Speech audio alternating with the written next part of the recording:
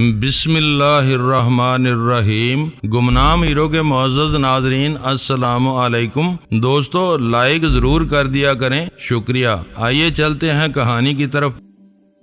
مگر پولیس وہاں بھی موجود تھی۔ یہ الگ بات ہے کہ ستناجا صاحب کے ساتھ مجھے دیکھ کر ان لوگوں نے میرے بارے میں زیادہ پوچھ گچھ نہیں کی تھی اور میں سردار کریم نواز کی حیثیت سے اندر جا پہنچا تھا، مگر اس کا یہ مطلب تو اخذ نہیں کیا جا سکتا تھا کہ وہ اپنے فرائض سے غافل تھے۔ انہوں نے ہر آدمی کو اندر بھیجنے سے پہلے شناخت کر لیا ہوگا۔ کیا خیال ہے ڈالو صاحب، یہ کون لوگ تھے؟ میری سمجھ میں تو کچھ نہیں آ رہا ہے، آپ ادھر صوفے پر آ جائیں۔ انہوں نے دوسرے صوفے کی طرف اشارہ کرتے ہوئے مجھ سے کہا، نہیں بڑے صاحب، میں یہاں ہی ٹھیک ہوں آپ کے قدموں میں۔ یہ میری خوش نصیبی ہے کہ میں آج آپ کو اتنے قریب سے دیکھ رہا ہوں، میں نے مسکراتے ہوئے کہا اور قالین پر سرک کر ان کے قریب جا بیٹھا۔ وہ میری بات سن کر مسکرا دیے مگر جواب نہیں دیا۔ میرا خیال ہے کہ جس غلام جیلانی کے بارے میں وہ اتنا کچھ سن چکے تھے، اس کے بارے میں کسی نے انہیں یہ نہیں بتایا تھا کہ میں دیکھنے میں بہت ہی نستعلیق قسم کا آدمی لگتا ہوں اور میرے اعتبار میں ایک عجیب سا رکھ رکھاؤ ہے۔ وہ شاید یہی سمجھتے تھے کہ میں کوئی بہت ہی لاٹھ مار قسم کا گنوار آدمی ہوں جسے خون کے رنگ کے سوا کوئی دوسرا رنگ پسند نہیں ہے اور میرے پستول میں سے گولیاں ابلتی رہتی ہیں۔ مگر ان کی وہ مسکراہٹ دیکھ کر میرا وہ خیال بدل گیا۔ بلا شبہ کسی کو دیکھے بغیر اس کے بارے میں کوئی رائے قائم کر لینا دانشمندی کی بات نہیں ہوتی، اور بڑے صاحب میرے بارے میں اپنا پہلا خیال شاید یکسر بدلنے پر مجبور ہو گئے تھے۔ کیا خیال ہے آپ کا؟ ہمیں بھی تو کچھ بتائیں۔ اگر یہ آپ کے دوست ادھر نہ ہوتے تو ہمارا سینہ تو چھلنی ہو گیا ہوتا۔ آپ ٹھیک کہتے ہیں جناب، اتنی ساری پولیس کے باوجود وہ لوگ اپنا کام کر گئے۔ آپ کا اے ڈی سی بھی ختم ہو چکا ہے اور 2 پولیس افسر بھی، ملک صاحب ایک عزیز بھی شدید زخمی ہے۔ ہمیں معلوم ہے، ہم خود پر بہت لعنت ملامت بھی کر رہے ہیں، ہمیں ادھر نہیں آنا چاہیے تھا۔ بڑے صاحب نے نہایت ہی بے چارگی کے لہجے میں کہا۔ اتنے میں ملک اشرف میرے لیے نئی اچکن لے آیا۔ میں نے اپنی شیروانی اتار کر وہ پہنی تو یوں لگا جیسے وہ میرے ہی لیے بنوائی گئی تھی۔ میرا زخم اندر چھپ گیا تھا۔ یہ آپ کو ٹھیک رہے گی ملک صاحب، باہر دیکھیں، کسی آدمی کو کوٹھی سے باہر نہ نکلنے دیں، ملازموں کو بھی ادھر ہی باندھ کر رکھیں۔ جی جناب، بہت بہتر، آپ فکر نہ کریں، خدا نے آپ کی جان بچائی ہے۔ مجھ پر بہت بڑا احسان ہے آپ کا، ورنہ میں تو تباہ ہو گیا ہوتا۔ کوئی بات نہیں، ہمارے حصے کی گولی ابھی تیار نہیں ہوئی، بہرحال آپ جائیں اور ہمارے حکم کی تعمیل کرائیں۔ بڑے صاحب نے ایک بار پھر اسے تاکید کی۔ انہیں اپنا حکم منوانے کی شاید بہت فکر لگی رہتی تھی۔ نظر ان کی ایسی تھی کہ آدمی میں سے کنگھی کی طرح گزر جاتی تھی۔ ایسا مردم شناس آدمی میں نے کم ہی دیکھا تھا، مگر اس روز وہ خدا معلوم کیوں اس چکر میں پھنس گئے، ورنہ وہ گرد و پیش کو کھنگالنے میں دیر نہیں کرتے تھے۔ پتہ نہیں وہ کس بھروسے اور کس اعتبار پر اس روز وہاں اتنے بے فکر ہو کر بیٹھ گئے تھے۔ ملک صاحب باہر نکلے تو ڈالو صاحب بولے، جناب وہ ایک زرہ ہوتی تھی، آپ کے پاس وہ نہیں پہنے ہوئے ہیں آپ؟ نہیں، یہ بھی ہماری غلطی تھی، ہم اسے بالکل ہی نجی محفل سمجھ رہے تھے۔ سوچا تھا یہاں ہمارا دشمن کون ہوگا، مگر خدا نے ہی آپ کو محفوظ رکھا ہے، ورنہ دشمن نے تو کوئی کسر نہیں چھوڑی تھی۔ ہاں، اس نے اپنا بندہ ہماری طرف بھیج دیا۔ غلام جیلانی آئیں، ہم ان لوگوں کو ایک بار پھر دیکھنا چاہتے ہیں۔ یہ کہہ کر وہ صوفے سے اٹھ گئے۔ بولے، ہماری سمجھ میں یہ بات نہیں آئی ہے کہ ہم آپ کے بہت شکر گزار ہیں جیلانی صاحب، بخدا ہم پر ایسا احسان کسی نے نہیں کیا تھا۔ آپ سے ہمارا تعارف ابھی ابھی ہوا ہے، مگر یہ معلوم نہیں تھا کہ یہ تعارف اتنا گہرا ہو جائے گا۔ میں کیا کہوں جناب، آپ کے لیے تو میری جان بھی حاضر ہے۔ میں تو اب تک کچھ بھی نہیں کر سکا ہوں، کچھ بھی نہیں۔ میں نے قالین سے اٹھ کر ان کے سامنے سر ڈالتے ہوئے کہا۔ وہ بڑی گہری دلچسپی سے میرا رد عمل دیکھ رہے تھے۔ میں اپنے پاؤں ہی سے اکھڑا جا رہا تھا، قد میرا ان کے برابر ہی تھا، مگر میں سمجھ رہا تھا کہ میں منحنی سا ہو کر رہ گیا ہوں، کم تر بلکہ کم ترین، ادنا اور بے وزن۔ میرے سامنے کھڑا ایک ایسا آدمی میرا شکریہ ادا کر رہا تھا جس کے اشارے پر قوم کٹ مرنے کو تیار رہتی تھی۔ میرا تو وہ کوئی وجود ہی نہیں تھا جو ان کے سامنے ٹھہر سکتا۔ میں سوچتا تھا کہ اگر میں اس شام ان کے کام نہ آ سکتا تو میں اپنی ہی نظروں میں ذلیل ہو کر رہ جاتا۔ اس خجالت سے میں ساری عمر عہدہ برا نہ ہو سکتا تھا جو اپنے اس فرض سے غافل رہ کر سہنی پڑتی۔ میں دراصل اس آدمی پر فدا ہو چکا تھا۔ اس کی شخصیت نے میرے دل و دماغ پر اتنا گہرا اثر چھوڑا تھا کہ اسے اپنا حکم منوانا آتا تھا۔ وہ دماغ سے زیادہ دل کو متاثر کرتا تھا اور اس وقت میری آرزو یہی تھی کہ وہ کہے تو میں آسمان سے چاند اتار کر اس کے ہاتھ پر رکھ دوں۔ مجھ پر اس کے احسانات ہی کچھ ایسے تھے کہ میں اس کے حکم سے سرتابی نہیں کر سکتا تھا۔ ہماری سمجھ میں نہیں آیا ہے ستناجا صاحب کہ جب اندھیرا ہوا اور پہلی گولی داغی تو یہ اچانک ہم تک کیسے آ پہنچے؟ انہیں کیسے معلوم ہوا کہ ہماری جان خطرے میں ہے؟ اس کی وجہ تو جناب میں بھی نہیں سمجھ سکا ہوں۔ یہی بتا سکتے ہیں کہ یہ آپ تک کیسے جا پہنچے حالانکہ یہ خاصے فاصلے پر تھے۔ میں کیا کہوں ستناجا صاحب، اندھیرے نے میری چھٹی حس بیدار کر دی تھی۔ میں ایسے اندھیروں کا مطلب خوب سمجھتا ہوں اور بڑے صاحب اس محفل کی جان تھے، ان تک نہ پہنچ سکتا تو میں کئی آدمیوں کو راستے میں ڈھیر کر دیتا۔ ان کی جان لاکھوں جانوں سے بھی زیادہ ہے۔ میں نے جان بوجھ کر اپنے لہجے میں سارے جہان کی حلاوت پیدا کرتے ہوئے کہا تاکہ وہ میری جان سپاری اور جان نثاری کے اور زیادہ قائل ہو جائیں۔ ذرا دیر کے لیے انہوں نے ستناجا صاحب کو گھورا اور پھر مجھ سے بولے، کیا ہم یہ نہ سمجھیں کہ آپ کو اچھی طرح معلوم تھا کہ یہاں کیا ہونے والا ہے، مگر آپ نے عین وقت پر اپنا ارادہ بدل کر ہماری حفاظت کا ذمہ لے لیا۔ ان کی یہ بات سن کر میرا رنگ فاق ہونے لگا۔ بڑے صاحب نے معاملے کو ایک اور ہی اڑنگا دے دیا تھا۔ وہ مجھے ہی اس سارے واقعے کا ذمہ دار ٹھہرا رہے تھے۔ ان کے دل میں شاید یہ خیال زیادہ ہی گہرا دنس گیا تھا کہ ان پر گولی میں نے چلوائی ہے اور وہ میرے ہی ساتھی تھے جنہوں نے اس تقریب میں بھیس بدل کر ان پر قاتلانہ حملہ کیا تھا۔ وہ بات کو بہت زیادہ گھما پھرا کر ایسی جگہ لے آتے تھے کہ ان کے مخاطب کے لیے کوئی راہ کھلی نہیں رہتی تھی۔ وہ میرا شکریہ تو ادا کر چکے تھے مگر اب اس کی قیمت بھی مجھ سے وصول کر لینا چاہتے تھے۔ انداز ان کا ایسا ہی تھا کہ میں سمجھا مجھے وہ وہیں پولیس کے حوالے کر دیں گے۔ ایسا نہ کہیں جناب، ایسا نہ کہیں ورنہ پھر کبھی کوئی کسی کے کام نہیں آ سکے گا۔ لوگ مرتے دم وصیت کر جائیں گے کہ کسی کے لیے اپنی جان کبھی خطرے میں نہ ڈالنا۔ ایسا نہ کہیں، میں آپ پر کوئی احسان نہیں ڈال رہا ہوں اور مجھے کوئی قسم کھانے کی ضرورت نہیں ہے۔ میں نے ان سے 2 قدم پیچھے ہٹ کر کہا، میرا پستول اب تک میرے پیٹ سے بندھا ہوا تھا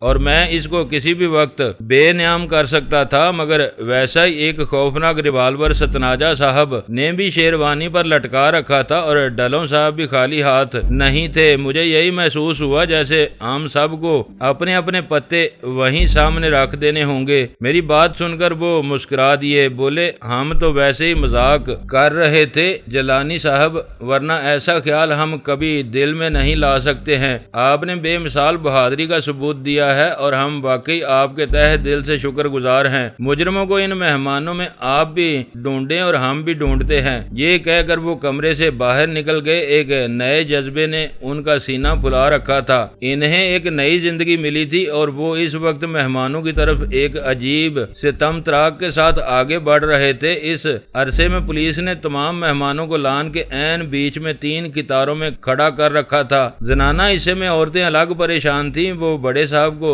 لان کی طرف بڑھتے دیکھ کر خسر پھسر کرنے لگیں۔ لاشیں وہاں سے ہٹائی جا چکی تھیں اور مہمانوں کی خدمت پر مامور ملازم الگ کھڑے ہوئے تھے۔ جیسے ہی ہم لان میں پہنچے تمام مہمان اپنی اپنی جگہوں پر مؤدب ہو گئے۔ بڑے صاحب نے ان سب کو یوں دیکھا جیسے وہ سب ان کے لیے اجنبی ہوں۔ ان کی تعداد یہی کوئی 25 کے قریب تھی۔ عورتیں بھی اتنی ہی تھیں اور اب تک انہیں مردانہ حصے میں آنے کی اجازت نہیں دی گئی تھی۔ حیرت مجھے یہ تھی کہ بڑے صاحب کی بیگم وہاں موجود نہیں تھی، حالانکہ ان کے بغیر ایسی محفلیں بالکل ہی بے جان رہتی تھیں۔ بڑے صاحب نے مجھے اور ستناجا صاحب کو اپنے ساتھ رکھا اور ڈلوں صاحب کو الگ کرسی پر بٹھا دیا کیونکہ انہیں چلنے میں دشواری محسوس ہوتی تھی۔ میرا خیال ہے کہ بڑے صاحب کے ذہن میں یہی خیال سمایا ہوا تھا کہ مہمانوں میں سے ہی کسی نے ان کے خلاف یہ سازش کی ہے۔ میں بھی شاید یہی سوچ رہا تھا، مگر ہم کسی پر یوں ہی تو ہاتھ نہیں رکھ سکتے تھے۔ ہم تینوں نے مہمانوں کی پہلی قطار کو کھنگال لیا۔ وہ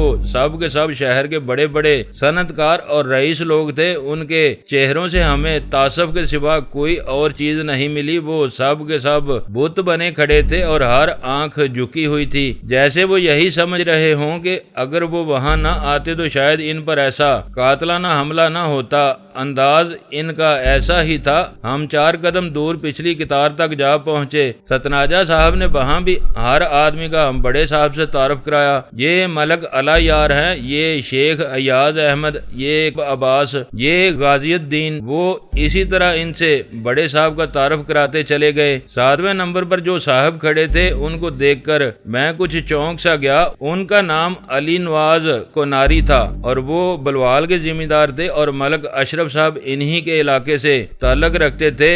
ان کے چہرے کا تاثر احمقانہ حد تک اس واقعے سے لا تعلقی کا اظہار کر رہا تھا، مگر ایسی لا تعلقی کا مفہوم وہ نہیں تھا جو وہ ظاہر کرنا چاہتے تھے۔ وہ نہایت بیش قیمت لباس پہنے ہوئے تھے، یوں سمجھے کہ ان کی ٹائی میں جو ہیرا جڑا تھا وہ بھی لاکھوں کا ہوگا۔ بڑی خیرہ کن چمک تھی اس ہیرے کی۔ وہ ولایتی لباس پہنے ہوئے تھے اور کلائی میں جو گڑی انہوں نے باندھ رکھی تھی وہ ساری کی ساری طلائی معلوم ہوتی تھی۔ قمیض کے بٹن اور ان کی انگوٹھیاں بھی ان کے تمول کو ظاہر کرتی تھیں۔ بڑے صاحب نے ان سے ہاتھ ملایا تو وہ مسکرائے تو صحیح، مگر یوں جیسے ناگوار فرض ادا کر رہے ہوں۔ ہم ان کو دیکھ کر آگے بڑھے تو میری نگاہ پھر بھی ان کے چہرے پر جمی تھی۔ ایک بہت گہرا دبا دبایا سانس ان کے ہونٹ کھول کر باہر نکلا، جیسے کسی بڑے امتحان سے ان کی جان چھوٹ گئی ہو۔ یہ وقار الہی جنجوا ہیں، ستناجا صاحب نے پھر کہنا شروع کیا۔ وہ 8ویں نمبر پر کھڑے تھے۔ ان کی کھیوڑا کے قریب ایک بہت بڑی فیکٹری ہے، علاقے کے بہت بڑے ذمہ دار ہیں۔ ان کا ایک بیٹا کراچی میں ایک بینک کا وائس پریزیڈنٹ ہے۔ یہ کہہ کر ستناجا صاحب نے بڑے صاحب کو ان سے ملوا کر اگلے آدمی تک پہنچا دیا، مگر جنجوا کو میں نے ایک دم لرزتے دیکھ لیا۔ وہ گھبرا کر بائیں طرف جھکے تو کوناری صاحب نے انہیں تھام لیا اور تب میں نے دیکھا کہ وہ جنجوا صاحب کی کمر تھپ تھپانے لگے تھے۔ بس ایک لہجے کے لیے یہ منظر میں نے دیکھا اور پھر ہم آگے بڑھ گئے۔ ان سے ملیں، یہ سعید الدین ہیں، لاہور کے مشہور صنعت کار، ان کی کئی فیکٹریاں ہیں۔ بڑے صاحب نے ان سے مسافے کے لیے ہاتھ بڑھایا۔ سعید الدین کو خود پر مکمل اختیار حاصل تھا۔ وہ بڑی خوش دلی سے مسکرائے، مگر وہ پر اسرار سا تاثر جو میں کوناری صاحب اور جنجوا صاحب کے چہروں پر دیکھ آیا تھا وہ سعید الدین کو بھی پریشان کیے ہوئے تھا، مگر نہ تو ستناجا صاحب اسے سمجھ سکے اور نہ بڑے صاحب۔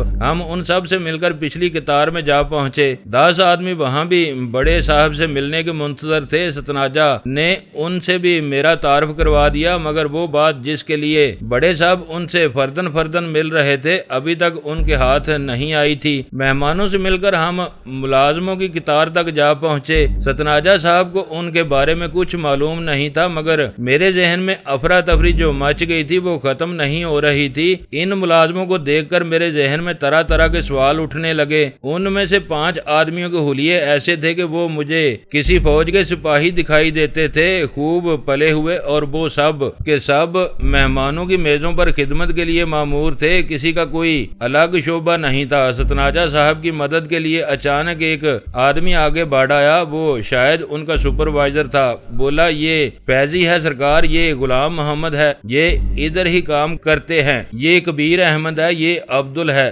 سب کے سب بہرے ہیں۔ ملک صاحب نے انہیں ہوٹل النور سے بلوایا تھا، یہ مشتاق ہے۔ وہ اسی طرح ان کے نام بتاتا رہا اور ہم انہیں ایک ایک کر کے نظروں میں تولتے رہے۔ اچانک مجھے محسوس ہوا کہ عبدل اور کبیر احمد نے یوں ہی بے خیالی میں اپنے ہاتھ پیچھے ہٹا کر کمر پر رکھ لیے، یوں جیسے وہ انہیں کھولنا نہیں چاہتے ہوں یا وہ ان کے وجود سے منکر ہو رہے ہیں۔ ستناجا صاحب نے بھی ان کی یہ حرکت دیکھی مگر بولے کچھ نہیں۔ ان کو دیکھ کر ہم تیزی سے مہمانوں کے درمیان میں سے گزر کر برآمدے کی طرف چلے گئے۔ بڑے صاحب نے ان کے بیچ میں سے گزرتے ہوئے صرف اتنا کہا کہ اب آپ تشریف رکھیں جناب، ان کے لیے کھانا لگوائیں۔ ملک صاحب، ملک اشرف ان کے سامنے ہی کھڑے تھے۔ جی بہت بہتر، مگر جناب صورتحال ایسی ہو گئی ہے کہ یہاں تو ماتم ہو گیا ہے جناب۔ آپ بھی ٹھیک ہی کہتے ہیں، ایسے میں کھانے کا ہوش کسے ہوگا؟ اس وقت ہم لان سے نکل کر برآمدے میں جا پہنچے تھے۔ ستناجا صاحب،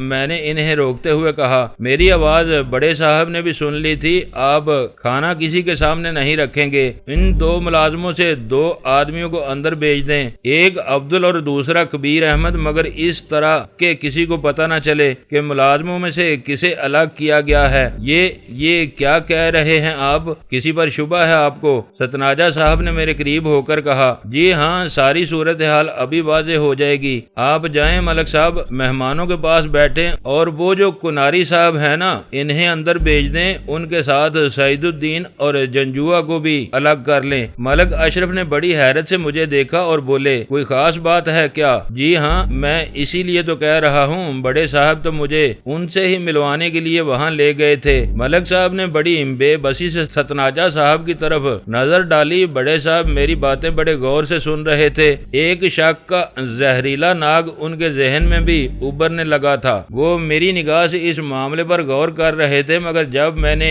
سعید الدین اور وقار الہی جنجوعہ اور علی نواز کناری کا نام لیا تو وہ میرے قریب جھکائے اور سرگوشی کے انداز میں بولے، سردار صاحب، کیا آپ نے ان کے رویے میں کوئی خاص تبدیلی محسوس کی ہے؟ جی ہاں بڑے صاحب، بات کچھ ایسی ہی ہے، پتہ نہیں یہ میرا حق ہے کہ نہیں، مگر میں ان کو ایک بار پھر دیکھنا چاہتا ہوں۔ میں نے ان کو دوسروں سے الگ کر کے کہا، وہ مجھے سردار کریم نواز کی حیثیت سے بھی پہچاننے لگے تھے، میرا خیال ہے ستناجہ صاحب نے انہیں سمجھا دیا ہوگا۔ ٹھیک ہے ستناجہ صاحب، آپ ان لوگوں کو الگ کر کے ادھر لے آئیں، اسی کمرے میں لے آئیں۔ باہر پولیس نے ابھی کوئی باقاعدہ کارروائی شروع نہیں کی تھی، صرف لاشیں ان کا محل وقوع دیکھنے کے بعد لان سے پرے ہٹا دی گئی تھیں۔ میرے زخم کی طرف انہوں نے کوئی دھیان نہیں دیا تھا۔ بڑے صاحب کی بات سن کر ستناجہ صاحب ملک اشرف کو لے کر کمرے سے نکل گئے۔ اب بڑے صاحب کے پاس میں اور ڈلوں صاحب بھی رہ گئے تھے۔ جب ہم برآمدے میں پہنچے تو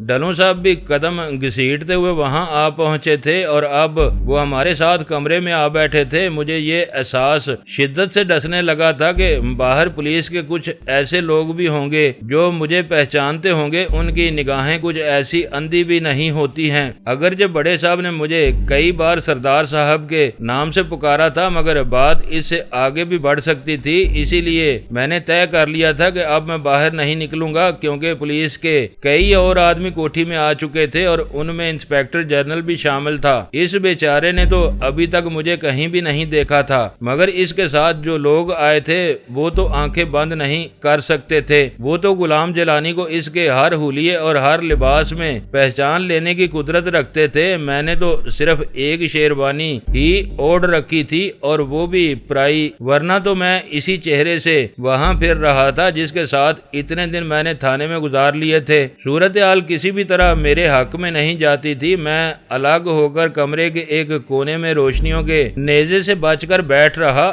چند ہی منٹ بعد انسپیکٹر جنرل آفریدی اندر آ گئے۔ وہ بڑے مؤدب طریقے سے بڑے صاحب کو سلام کر کے ان کے پاس جا ٹھہرے، بولے، مجھے ابھی فون پر اطلاع ملی تھی تو میں جیسے کھڑا تھا ویسے ہی چلا آیا۔ آپ تو بہرحال محفوظ ہیں نا؟ جی ہاں، ہم تو خدا کے فضل سے ٹھیک ہیں۔ آپ اس معاملے کو اپنے ہاتھ میں لے لیں، مجرموں کو ہر حال میں سزا ملنی چاہیے، یہ ہمارا حکم ہے، کوئی شخص بچ کر نہیں جانا چاہیے۔ آپ فکر نہ کریں، ساری کوٹھی اور ارد گرد کی سڑکیں روک لی گئی ہیں، مجرم ابھی اس علاقے سے نکل نہیں سکے ہوں گے۔ بس ٹھیک ہے، باہر جا کر صورتحال کا جائزہ لیں اور پھر مجھے بتائیں۔ ستناجہ صاحب آپ کو تمام واقعہ بتا دیں گے۔ بہت بہتر جناب، آپ فکر نہ کریں، مجرم بچ کر نہیں جا سکتے ہیں۔ یہ کہہ کر وہ اسی وقت باہر نکل گیا۔ کوئی 20 منٹ تک بڑے صاحب ڈلوں کے ساتھ الگ صوفے پر بیٹھے معاملے کے مختلف پہلوؤں پر غور کرتے رہے۔ اس دوران میں دوسرے صوفے پر بیٹھ کر سگریٹ پیتا رہا۔ میرا خیال ہے ڈلوں صاحب نے میرے بارے میں پھر ان سے کوئی بات کہہ دی تھی، جس کا اثر یہ ہوا تھا کہ انہوں نے مجھے وہاں سے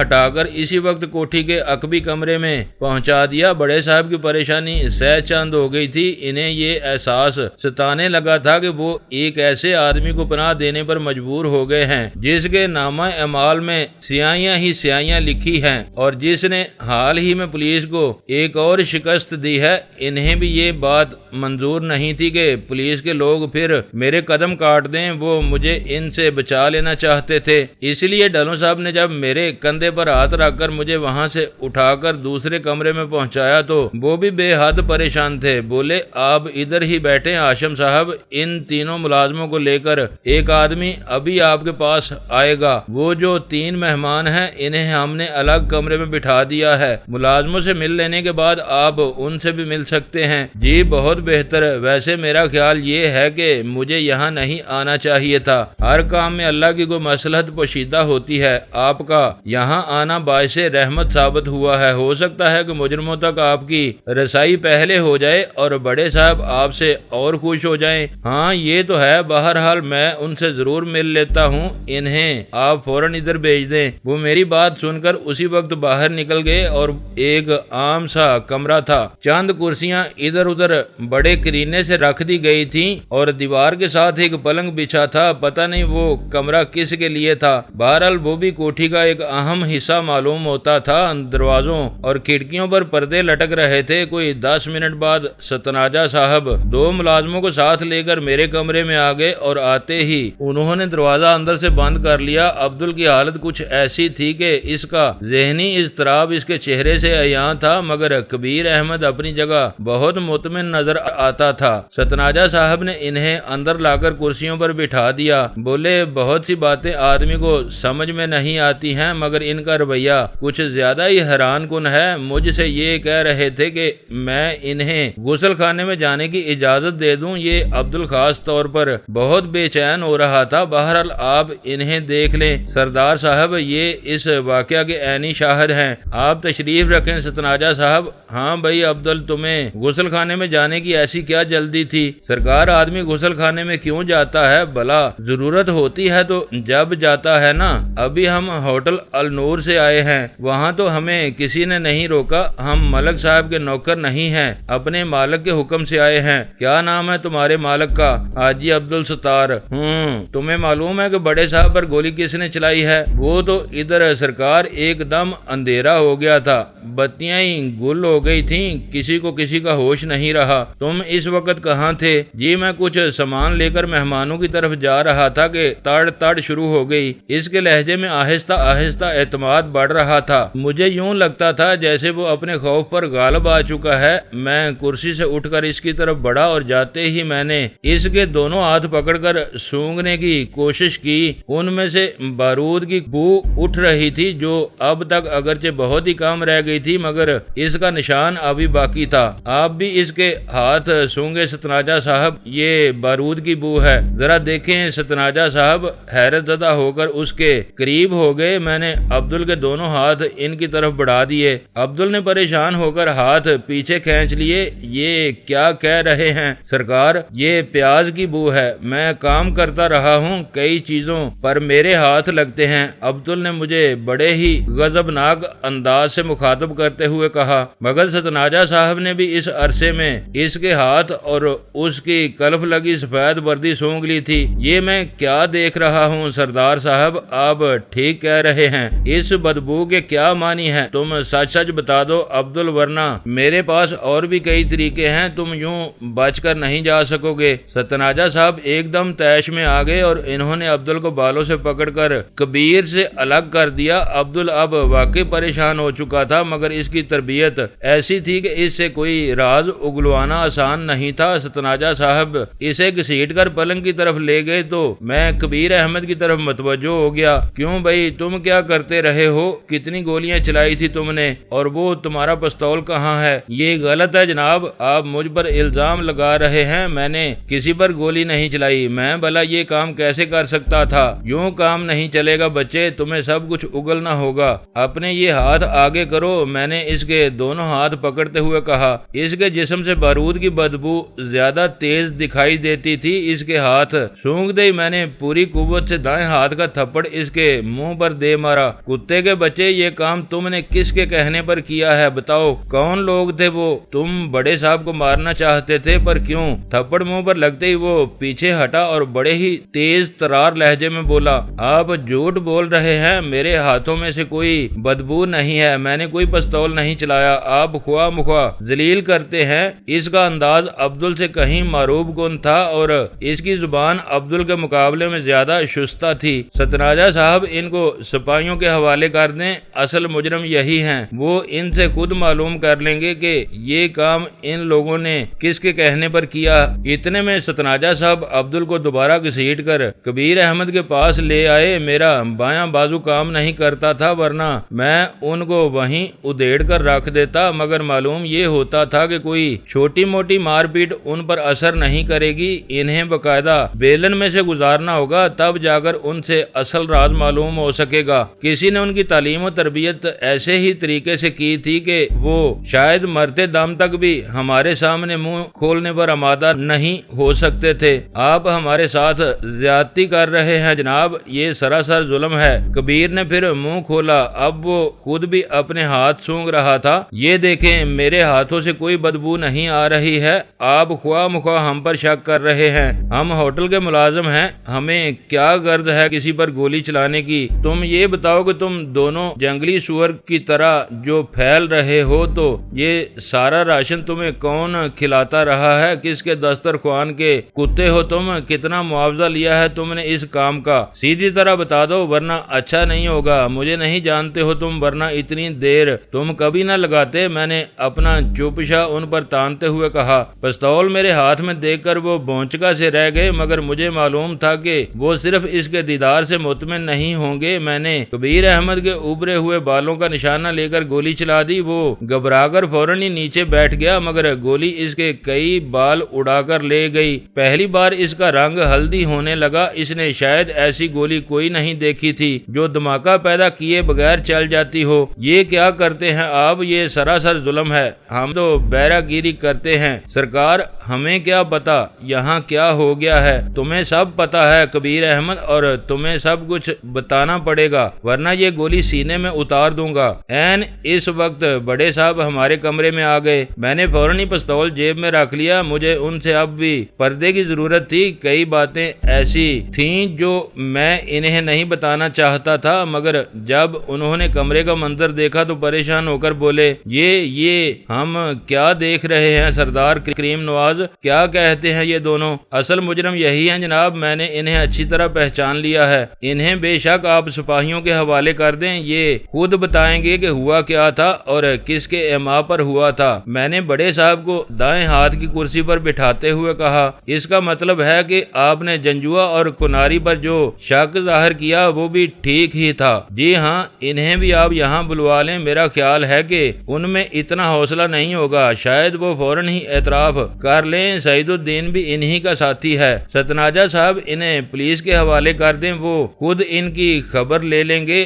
غضب خدا کا، یہ تو ہم سب کو مار دینا چاہتے تھے۔ بڑے صاحب نے اپنے شدید ذہنی کرب سے نجات حاصل کرنے کے لیے سگریٹ سلگا لیا۔ وہ مجھے اس وقت شدید اداس اور تنہا نظر آئے، جیسے وہ پل صراط پر سے گزر رہے ہوں۔ اس بڑی محفل میں کوئی بھی ان کے ہمراہ نہیں تھا۔ اچانک وہ اٹھ کر باہر نکل گئے۔ ستناجہ نے بھی ان کے جاتے ہی عبدل اور کبیر احمد کو پستول کی زد میں لیا اور انہیں وہ ہانکتے ہوئے باہر نکل گیا۔ میں وہیں بیٹھا رہ گیا۔ مجھے اب بھی خود کو پولیس سے بچا لینے کی ضرورت تھی۔ ان کے سامنے میں کسی بھی طرح نہیں جا سکتا تھا۔ بڑے صاحب بھی اس صورتحال کو سمجھ گئے تھے کہ وہاں اگر کسی نے میرے چہرے سے نقاب نوچ لیا، کسی نے میری شناخت کر لی اور اسے یہ بھی معلوم ہو گیا کہ میں ان کی پناہ میں ہوں، تو پھر وہ کچھ بھی نہیں کر سکیں گے۔ مجھ ایسے سوختہ سامان کے لیے وہ اتنا بڑا عہدہ کیسے ترک کر دیتے؟ پھر بھی وہ میرے لیے دل میں ہمدردی رکھتے تھے اور انہیں معلوم تھا کہ میں مصیبتوں کا مارا آدمی دل میں خلوص کے پھول لیے اگر پھر کسی عذاب میں مبتلا ہو گیا تو وہ میرے لیے کچھ بھی نہ کر سکیں گے۔ یہی احساس انہیں پریشان کرتا تھا۔ عبدل اور کبیر احمد باہر نکلے تو میں نے کمرے کی اداسی سے پریشان ہو کر سگریٹ سلگا لیا۔ ایسے میں اس کا دھواں بہت آرام دیتا تھا، لگتا تھا وہ دل پر اطمینان کے غبارے سے پھیلا دیتا ہے۔ میں دھوئیں کے مرغولے بنا رہا تھا کہ اچانک مجھے محسوس ہوا جیسے کمرے کے دائیں حصے میں لگے پردے کے پیچھے کوئی چیز حرکت کر رہی ہے۔ اول تو میں سمجھا وہ میرا وہم ہے، وہاں بلا کون ہو سکتا ہے، مگر ایسا نہیں تھا۔ میں ابھی صورتحال کو سمجھ ہی رہا تھا کہ ایک آدمی اچانک پردے میں سے لپک کر باہر نکلا۔ اس نے ہاتھ میں ایک گولا سا تھام رکھا تھا۔ پردے سے نکلتے ہی اس نے وہ گولا میرے قریب پھینکا۔ میں اپنا ہاتھ پستول تک بھی نہ لے جا سکا تھا کہ وہ گولا پھیل کر دھوئیں کی صورت اختیار کر گیا۔ اس سے بچنے کے لیے میں کرسی سے اٹھا تو صحیح، مگر مجھے یوں محسوس محسوس ہوا جیسے میرا دم گھٹنے لگا ہے. میں ایک قدم بھی کرسی سے نہیں نکال سکا تھا کہ اس دھوئیں نے مجھے بے بس کر دیا اور میں جیسے کھڑا تھا ویسے ہی دڑام سے زمین پر جا گرا. مفلوج ہوتی ہوئی ذہنی قوتیں صرف اتنا یاد رکھ سکیں کہ وہ آدمی پیروں کی سفید وردی میں ملبوس تھا اور منہ پر اس نے شاید کوئی موٹا کپڑا باندھ رکھا تھا. وہ انہی بیروں میں سے ایک تھا جنہوں نے کوٹھی کے لان میں تباہی مچا دی تھی. پتہ نہیں وہ کیا کرنا چاہتے تھے بڑے صاحب کو تو وہ لے ڈوبے تھے. وہ کوٹھی میں موجود تو تھے مگر ہر لمحے وہ خود کو ان کا ہدف سمجھ رہے تھے. وہاں پولیس بھی موجود تھی.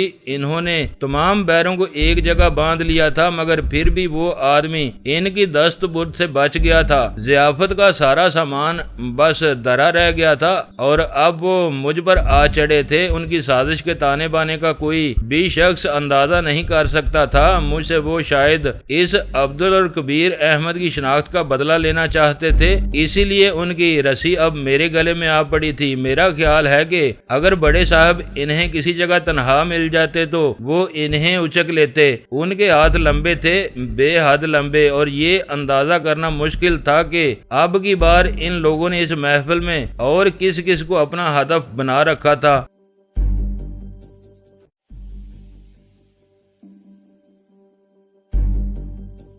دوستو ویڈیو کو لائک ضرور کر دیا کریں. ISI پاک آرمی زندہ باد, پاکستان پائندہ باد. معزز ناظرین اپنا خیال رکھیے گا اور اپنے اس چینل کا بھی شکریہ.